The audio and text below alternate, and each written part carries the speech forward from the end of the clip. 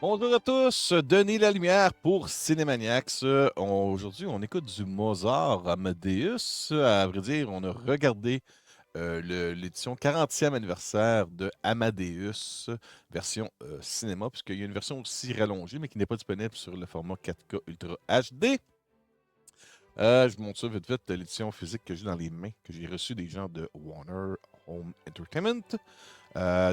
Cette édition-ci, on appelle ça Amadeus Theatrical Cut, winner of 8 Academy Awards, including Best Picture, en édition 4K. Vous allez retrouver là-dessus. Tiens, je vais vous montrer ça un peu comme ça. Attendez un petit peu. Et voilà. Ça devrait être mieux comme ça. J'espère que le son est bon. J'ai fait un test avant. Le son était médiocre, mais ça devrait être correct cette fois-ci.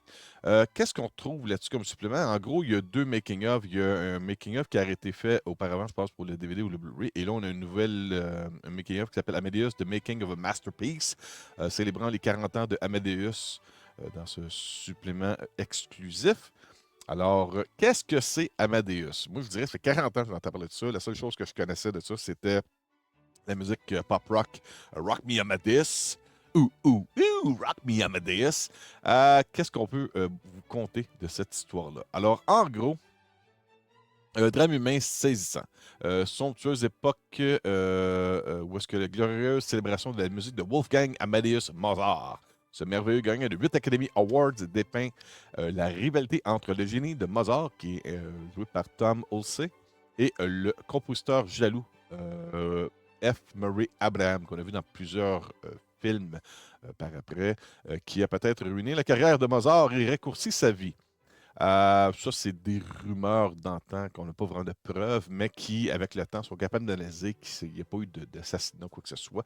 On le montre un peu dans le film, dans les suppléments aussi, on l'explique. Et il y a des faits historiques aussi qui expliquent, exemple, que la femme qui jouait Constance Mozart a demandé au monsieur Antonio Salieri, qui est joué par F. Murray Abraham, de s'occuper de l'éducation musicale de son garçon, justement. Donc, je pense pas que si tu penses que la personne a tué ton mari, tu vas léguer la succession de l'apprentissage musical de ton garçon à l'assassin de ton mari.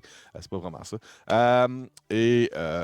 Ce film-là est adapté non c'est pas une biographie authentique de Wolfgang Amadeus Mozart, mais c'est une adaptation de la pièce théâtrale qui a été présentée avant et qui, je pense que de temps à autre, vous allez retrouver ça, ça va en tourner des fois. Le genre de pièce qu'on retrouve souvent à Broadway.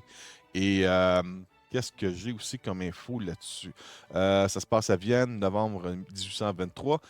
Antonio Salieri, compositeur italien, se tranche la gorge en s'accusant d'avoir tué Wolfgang Amadeus Mozart. Enfermé dans une salle, ce vieil homme égaré se confesse au père Vogler. 32 ans plus tôt, en 1781, Antonio Salieri, à la faveur de l'empereur mélomane Joseph II du nom, musicien réputé, il est le compositeur officiel de la cour. En gros, c'est une compétition, un peu comme on retrouve dans l'est de Montréal, dans la ville d'Anjou, à Saint-Léonard, entre un Allemand et un Italien, pour voir lequel est le meilleur. Je fais une farce, s'il vous plaît. Soyez négligent de ma farce très plate, là. En gros, c'est ça. C'est un film où est-ce qu'on utilise les environnements extérieurs authentiques qu'il y avait à Prague en 84 qui n'avait pas vraiment vécu, puisqu'il y avait comme une emprise des Russes dans ce temps-là, dans ce secteur-là. Et ça, il explique tout dans les suppléments, c'est vraiment bien détaillé. Les costumes, le maquillage, le scénario, tout est vraiment bien livré. C'est un film où est-ce que ça fait du bien un moment donné de décrocher de tous les films à grand déploiement, super-héros, explosions, robots, science-fiction, aventure, animation, horreur, tout ce genre-là. Et de. Ça, c'est un film pour adultes. Quand tu écoutes ce film-là, tu pas l'impression que ton cerveau brûle dans le popcorn au beurre, quoi que ce soit. Tu as l'impression que tu apprends de quoi. Tu as l'impression d'être éduqué. Et c'est une belle façon de s'immerser, d'avoir une immersion dans défoncer une porte pour découvrir si oui ou non vous pouvez aimer la musique classique, Beethoven, Mozart, toutes ces choses-là qu'on trouve souvent dans des postes de radio classiques, qui, moi, me fait du bien. Je travaille sur la route et souvent, je décroche des postes radio populaires qu'on retrouve dans les chaînes très, très à haut. autre code d'écoute. Et souvent, je me branche directement sur un poste où est-ce que la musique classique, ça fait du bien. Avec le stress de la route, tout ça, tu écoutes ça, tu relaxes, tu respires mieux. T'es moins tendu et tu as plus de civisme dans ta façon de conduire. Donc ça, c'est un bon conseil de mon côté, je peux vous donner. Mais pour ce qui est du film, la restauration en 4K a été faite l'année passée. Ça, il l'explique un peu là-dessus aussi. Et puis, c'est très beau.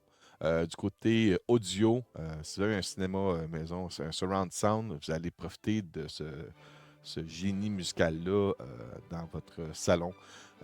Côté visuel, on retrouve un peu le grain du film, mais pas trop. Si je compare ça avec d'autres films, mettons un exemple parfait où est-ce que j'ai euh, littéralement, je m'arrachais les cheveux de la tête, là, c'était Friday the 13, où est-ce que, vu qu'ils ont fait une restauration sur des bobines qui étaient de piètre qualité, là, ce qu'ils ont fait vendredi 13, ben, ça paraît en 4K, ça ressort tous les défauts. Des fois, le ciel bleu ressemble à une invasion de sauterelles tellement qu'il y a dedans.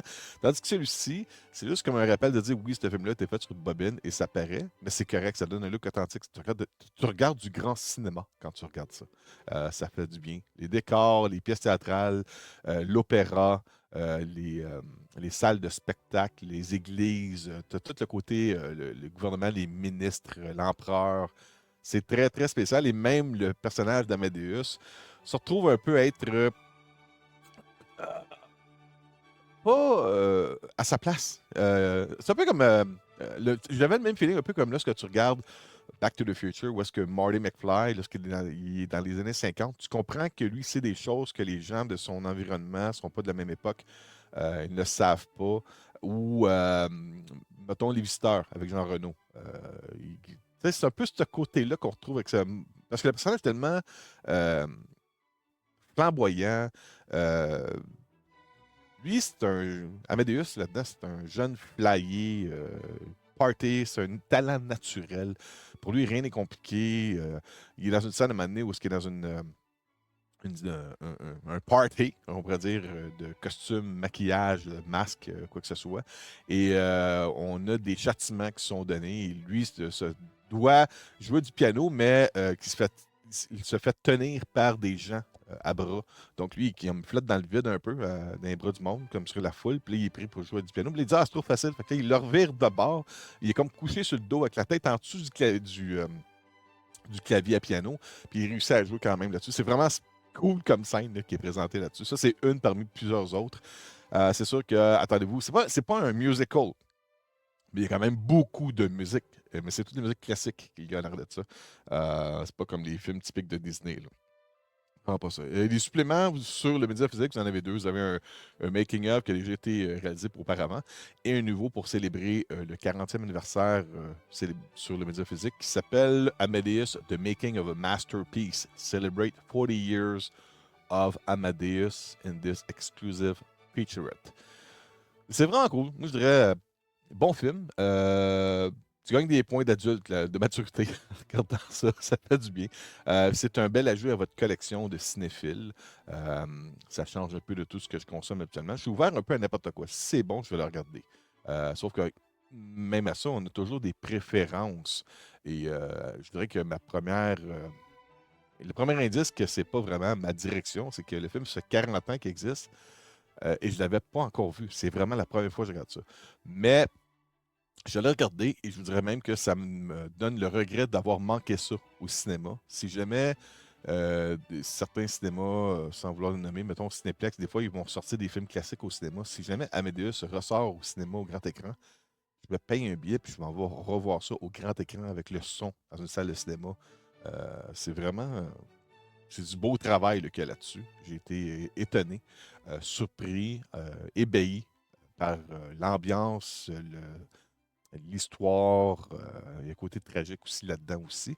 Mais on joue un peu dans la folie, puis le côté musical, puis la compétition entre les deux personnages principaux de Antonio Salieri et Wolfgang Amadeus Mozart. Et c'est une belle réussite. C'est vraiment une belle réussite. Et la transition sur le média physique 4K, je vous le recommanderai jamais assez. C'est vraiment une belle réussite aussi pour ça, le côté visuel, audio, l'histoire en tant que telle. Fait que vous ne manquerez pas votre coup. Ça, je vous dirais, mettez ça dans votre liste. Cadeau de fête, cadeau de Noël, cadeau de Pâques, n'importe quoi. Achetez ça, réservez ça. Très bon âge. Là-dessus, je vous dis merci beaucoup. Passez une bonne journée, une bonne semaine. Et à bientôt.